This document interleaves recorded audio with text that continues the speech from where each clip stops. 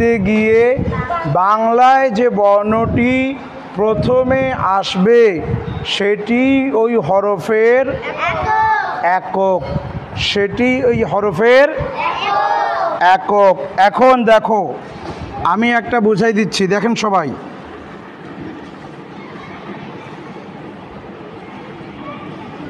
এটা হচ্ছে কি বলুন তো? আলিফ। এটা কি? আমি এখানে লিখতেছি বাংলায় আলিফ। কি লিখতেছি? বাংলায় আমি কি লিখলাম? তাহলে এখানে একটা জিনিস খেয়াল করতে হবে, আরবি হরফের উচ্চারণ।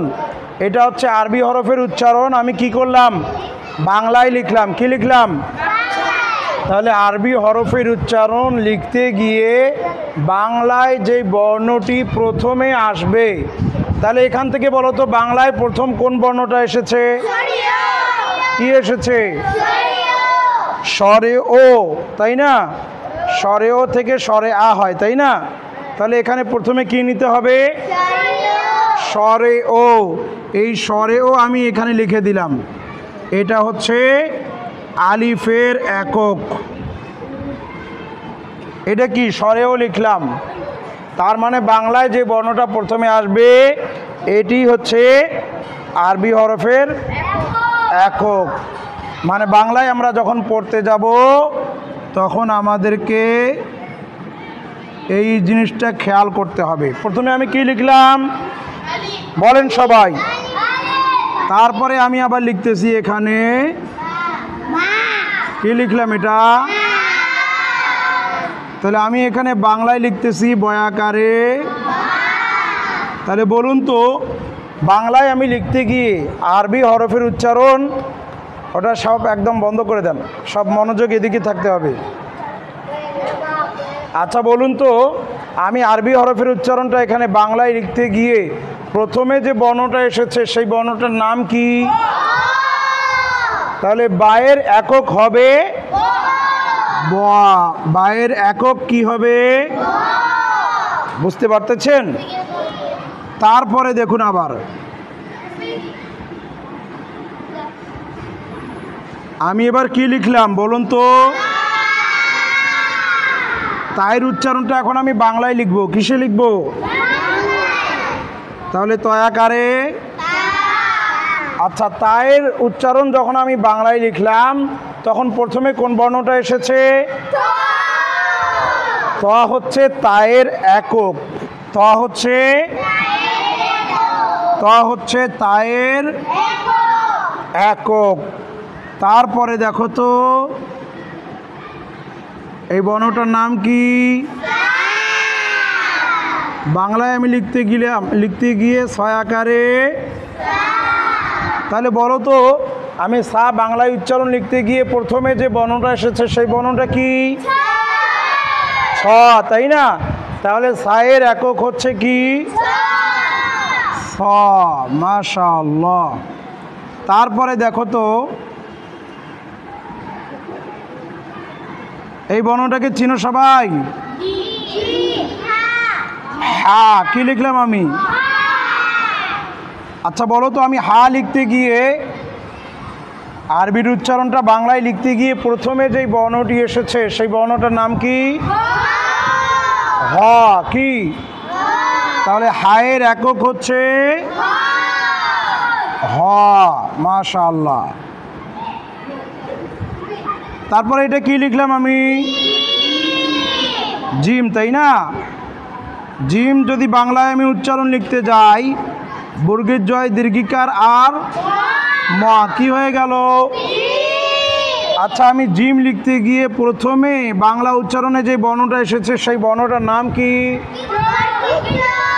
তাহলে জিমের একক হচ্ছে বর্গীয় জ। ঠিক আছে। তারপরে দেখুন তো এই বর্ণটাকে চিনতে পারেন কিনা আপনারা? খ আমি বাংলায় লিখতে গিয়ে খ লিখলাম। কি লিখলাম? তাহলে বাংলায় খয়ের বাংলা লিখতে গিয়ে প্রথমে যে বর্ণটা এসেছে সেটার নাম কি? তাহলে খয়ের একক হচ্ছে খ। খ। তারপরে দেখো তো এটা কি? দাল বাংলা উচ্চারণ যখন আমি লিখলাম প্রথমে যেই বর্ণটা এসেছে দ, তাহলে দালের একক হচ্ছে মাশা আল্লাহ। তারপরে দেখো তো কি লিখলাম আমি, এটা জাল। জালের পরে কি হয়? জাল। আমি জাল লিখতে গেলাম, জাল লিখতে গিয়ে অন্তস্থীয় জ লিখলাম। কি লিখেছি? তাহলে জাল লিখতে গিয়ে বাংলায় উচ্চারণ লিখতে গিয়ে প্রথমে যেই বর্ণটি এসেছে সেই বর্ণটি কি? অন্তস্থীয় জ, তাই না? তাহলে জালের একক হচ্ছে অন্তস্থীয় জ। এবার দেখো এটা কি লিখলাম? র। তো র এর একক বাংলা উচ্চারণ লিখতে গিয়ে, আরবির উচ্চারণ বাংলায় লিখতে গিয়ে প্রথমে যেই বর্ণটি এসেছে সেই বর্ণটা কি? তাহলে র এর একক কি হবে? র এর একক র। মাশাআল্লাহ। তারপরে এটা দেখুন তো কি? ঝা যখন আমি লিখতে গেলাম তাহলে ঝয়াকারে, তাহলে ঝা এর উচ্চারণ বাংলা উচ্চারণের প্রথম যে বর্ণটা এসেছে সেটা হচ্ছে কি? ঝ। তাহলে ঝা এর একক কি হবে? মাশা আল্লাহ। বুঝতে পারছেন আপনারা? এভাবে আমরা আরো এগিয়ে যাই। তাহলে তারপরে দেখি আমরা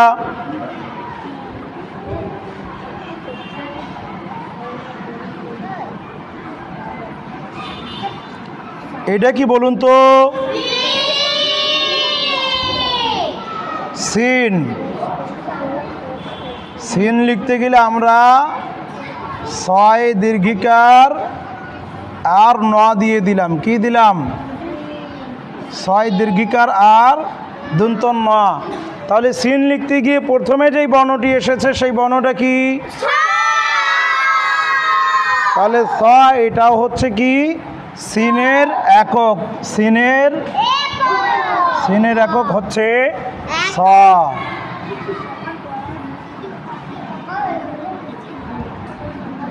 তারপরে দেখো তো এটা কি লিখলাম?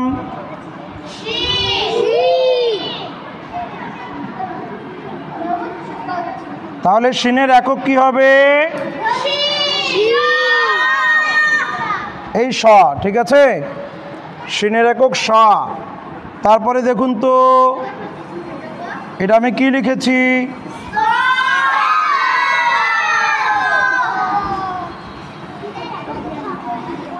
সদ। এখন যদি আমরা সদ এর বাংলা উচ্চারণটা লিখতে গিয়ে প্রথমে কি এসেছে? দন্ত স এবং ব, তাই না? তাহলে সদের প্রথমটা আমরা নিতে পারি একক হচ্ছে ছয় ব। ঠিক আছে। তারপরে এটা কি বলুন তো?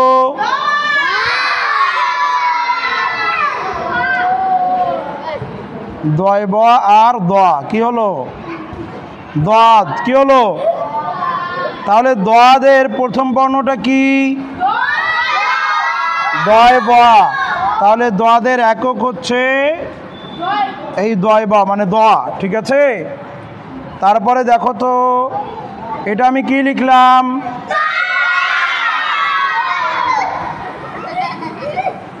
এই যে দেখো তয় ব আমি দিয়ে দিয়েছি। ঠিক আছে।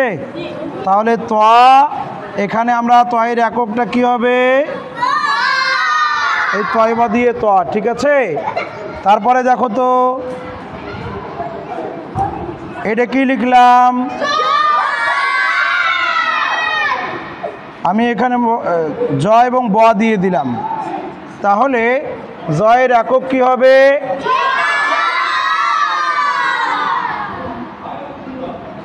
জ। জয় ব, এটা হচ্ছে জয়ের একক। তারপরে দেখুন তো এটা কি বলুন তো?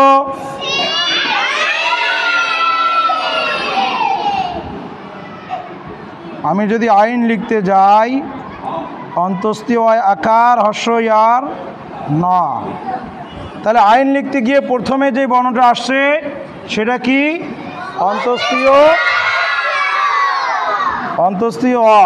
তাহলে অন্তস্তীয় অ এটা হচ্ছে আইনের একক। তারপরে দেখুন তো গইন, কি লিখলাম? গইন যদি আমি বাংলায় লিখতে যাই, গয় ব দীর্ঘই আর ন, গইন। তাহলে গইন বাংলা উচ্চারণের প্রথম বর্ণটা কি? তাহলে গইনের একক হচ্ছে গয় ব। হ্যাঁ, গ গ। এটা কি বলুন তো?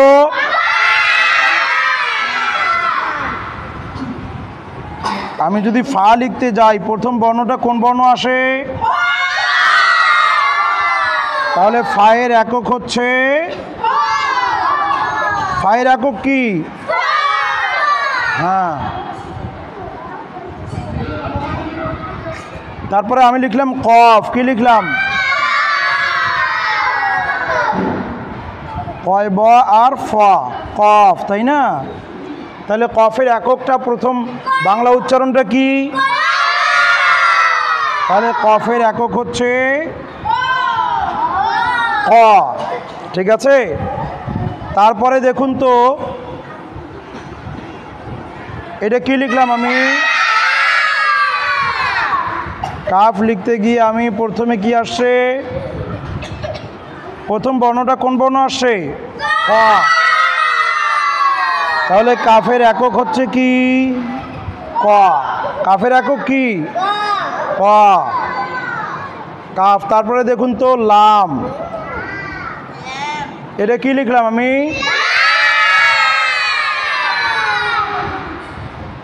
লামের এককটা কি হবে?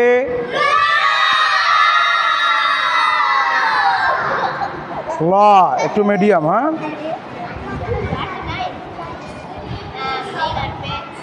তারপরে আমি কি লিখলাম? এটা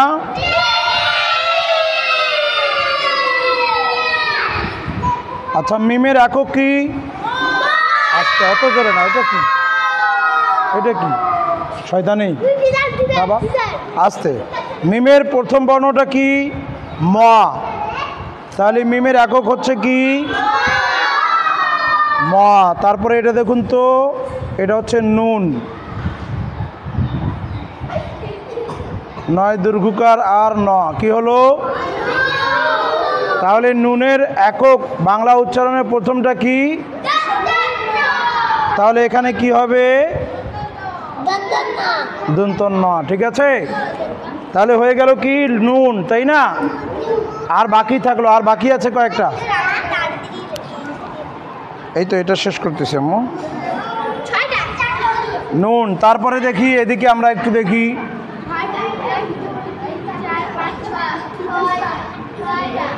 আচ্ছা বলুন তো এটা কি? এটা কি লিখলাম বলেন? এটা ওয়াও, তাই না?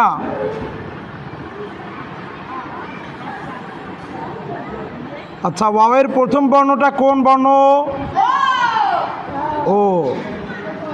তাহলে ওয়াওয়ের একক হচ্ছে কি? ও। তারপরে যে বর্ণটি, সেই বর্ণটার নাম কি? হা, তাই না?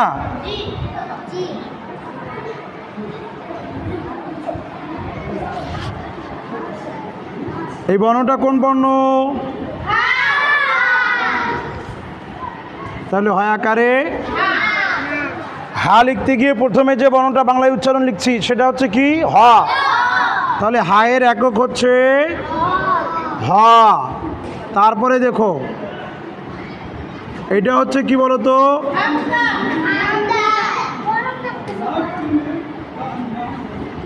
হামজা, কি লিখলাম? হামজায়ের একক কি হতো? হ। কিন্তু এটা একটু ব্যতিক্রম। এটা কি? কোরআন শরীফে প্রত্যেক জায়গায় যখন হামজা এসেছে তো হামজা জবর হা না হয়ে হয়েছে হামজা জবর আ, হামজা জবর আ না হয়ে হয়েছে আ। তাহলে আয়ের একক হচ্ছে ওয়া, তাহলে হামজায়ের একক আমরা নেব কি অ, স্বরেও নেব